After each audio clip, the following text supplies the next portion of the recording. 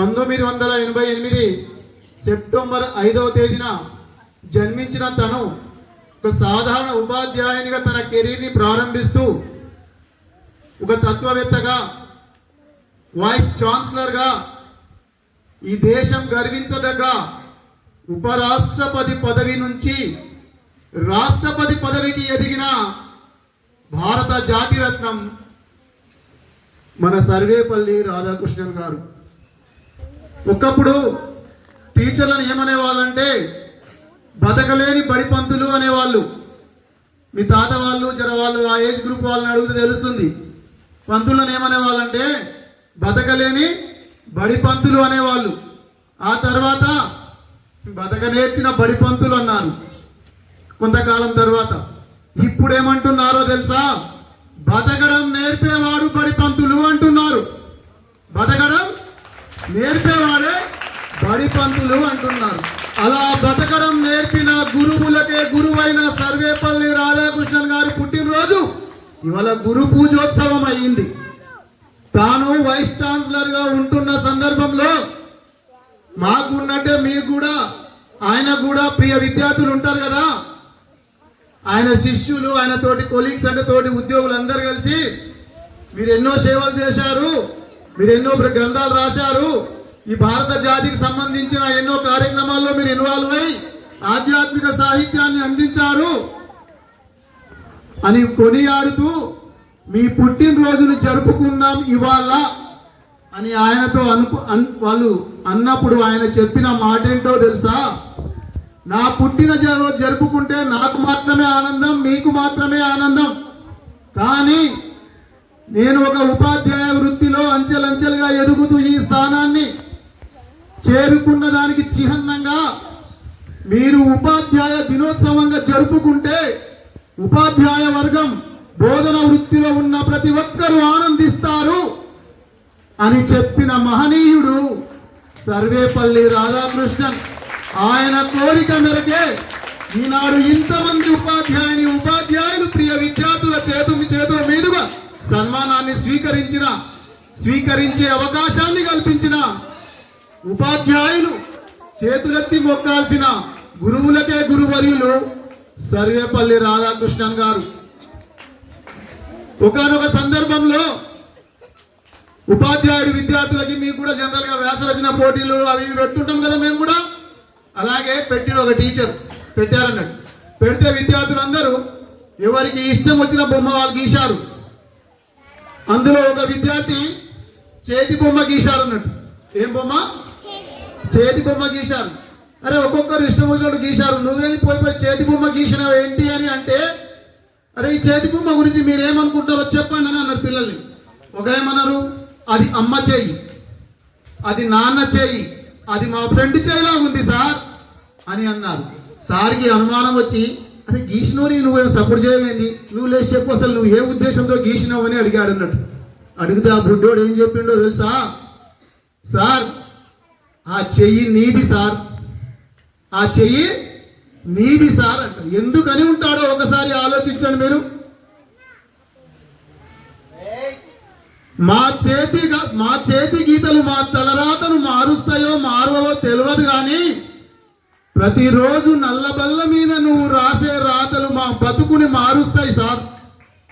Chalk piece పట్టుకొని నువ్వు రాసే ప్రతి అక్షరం మా జీవితాల్ని మార్చుతాయి సార్. తప్పులు చేసి ఎన్నో సందేహాలు సందిగ్ధాలతో ఉండే మా కాపు నోట్బుక్స్ లో మీరు తప్పుల్ని సరిదిద్దుతూ గుడ్ అని రాస్తారే, ఆ అక్షరం మమ్మల్ని ఆనందింపజేస్తుంది సార్, మాలో ఎనలేని ఉత్తేజాన్ని కలిగిస్తుంది సార్, అందుకనే నీ చెయ్యంటే నాకు ఇష్టం సార్ అని అంటాడు. నేను బాధలో ఉన్నప్పుడు నువ్వుగా ఉండి క్లాస్ రూమ్ లో కూర్చున్నప్పుడు భుజం మీద చేయి పెడతారు చూడు సార్, నువ్వు చేయి పెట్టినప్పుడు నా ఫ్రెండ్ నాతో ముచ్చటించినంత ఆనందం వేస్తుంది సార్ నాకు, అందుకనే నీ చెయ్యి అంటే నాకు ఇష్టం సార్ అంటాడు. చూశారా? అది ఒక గురువు స్థానం అంటే, అది ఒక ఉపాధ్యాయుడి స్థానం అంటే. అర్థమైందా? ఇంకొకటి మనం గురువుగా కూడా సంబోధిస్తుంటాం. సంస్కృతంలో గు అంటే చీకటి, రువు అంటే ఛేదించేవాడు, చీకటి అనే అజ్ఞానాన్ని తరిమి జ్ఞానం అనే వెలుగు రేఖల్ని ప్రసరింపజేసేవాడే గురువు. ఇలా ఆచార్యులు, ఇలా రకరకాల పదాలతోటి మనం సంబోధించినప్పటికీ మన జీవితాల్లో జన్మని అమ్మ నాన్నలు ఇస్తే ఆ జన్మకి సార్థకతను ఇచ్చే వ్యక్తి మన గురువు, మన ఉపాధ్యాయుడు, మన ఆచార్యుడు. మీ యొక్క విద్యాస్థాయి పెరుగుతున్న కొద్దీ ఈ పదాలు మీకు పరిచయం అవుతుంటాయి. మన అక్కడ గార్డెన్ ఉంది కదా, మీరు ఎప్పుడైనా చూశారా? అక్కడ పూలు పూస్తుంటాయి, అందులో ఒక అందమైన గులాబీ అంటుందంట, నేను ఉండడం వల్లనే ఆ తోటకి అందం వచ్చింది, నేను ఉండడం వల్లనే ఈ తోటని అందరూ చూస్తూ ఆనందిస్తున్నారు, అసలు నేను లేకుంటే ఆ తోటకి అందమే లేదని గర్వంగా ఎగిరిపడుతుందంట. ఏది? గులాబీ పువ్వు. అప్పుడు వేరేంటదంట, కింద వేరు ఉంటుంది కదా. ఈ తిక్కలోడు గట్లా అనుకుంటుండేంటి, అసలు నేను లేని ఈడేడికి వెళ్ళి వచ్చిండు, నేను కింద ఉండి లేని ఆ మినరల్స్ని వాటర్ని అంతా అందిస్తేనే కదా అది పెరిగి పెద్దగా అవుతుంది, అవునా కదా? మరి నేను లేని ఈయన ఎట్లా వచ్చిండు అని చెప్పి, కాబట్టి నేనే గొప్ప అంటదంట. మరి ఎవరు గొప్ప? ఇద్దరులా వేరు. మరి వేరు లోపల నుండి కనబడదు కదా, కనిపించేది పుష్పమే కదా. అప్పుడు అటుగా తిరుగుతున్న ఎవరు? ఆ తోటను సంరక్షించేది, ఆ తోటను చూస్తూ మంచి చెడులు చూసేది ఎవరు? తోటమాలి. Very good, very nice of you. తోటమాలి అంటాడంట, అందంగా ఉన్నాను ఎగిసిపడే పువ్వా, నేనే నీకు నీళ్లు పోషక పదార్థాలు అందిస్తున్నాను మెడిమిడి జ్ఞానంతో, నేనే గొప్ప అని నువ్వు అనుకుంటున్నా వేరు.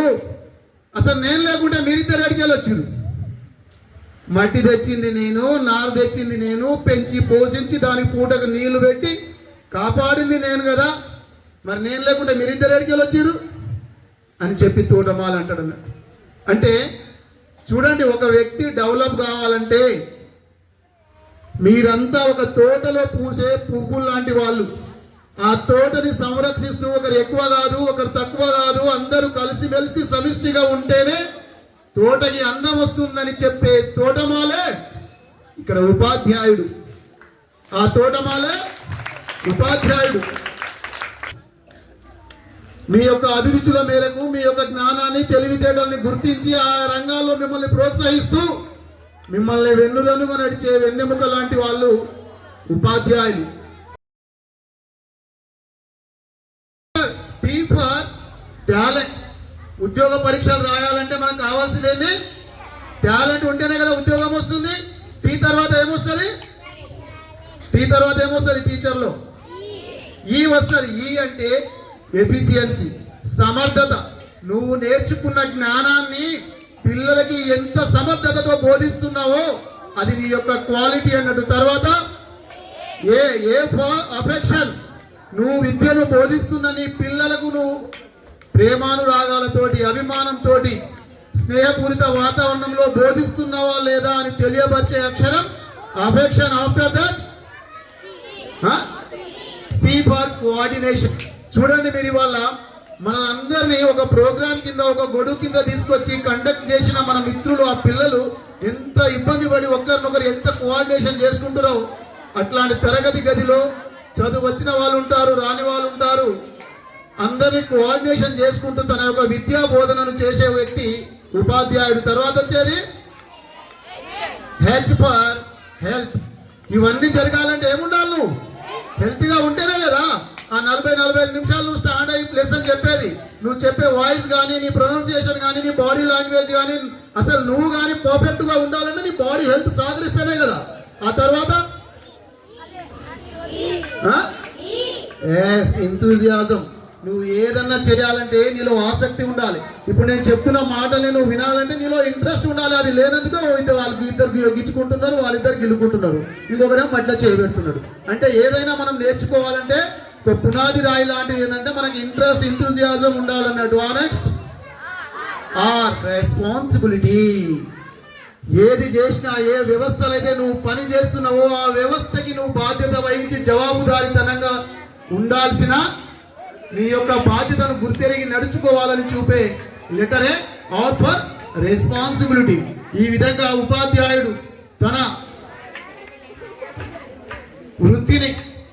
వృత్తిని లక్షణాలని ఇనుమడింపజేసుకొని ఎంతో మంది విద్యార్థులకి అభాగ్యులకి తన యొక్క జ్ఞానాన్ని అందిస్తూ ఈ జాతికి ఈ దేశాభివృద్ధికి కావలసిన యువతరాన్ని నేటి బాలలే రేపటి భావి భారత పౌరులు అంటాం. అలాంటి పౌరులు 4 గోడల మధ్య తీర్చిదిద్దబడాలంటే ఉపాధ్యాయుడు అనేవాడు నిరంతర విద్యార్థిగా మారాలి. అలా మారిన నాడే ఈ సమాజం అనేక విద్యా కుసుమాలతో ప్రగతి పథంలో నడుస్తుందని ఆశిస్తూ వాళ్ళందరినీ పేరు పేరున దీవిస్తూ మరోమారు మీకందరికీ ఉపాధ్యాయ దినోత్సవ శుభాకాంక్షలు. Thank you to all.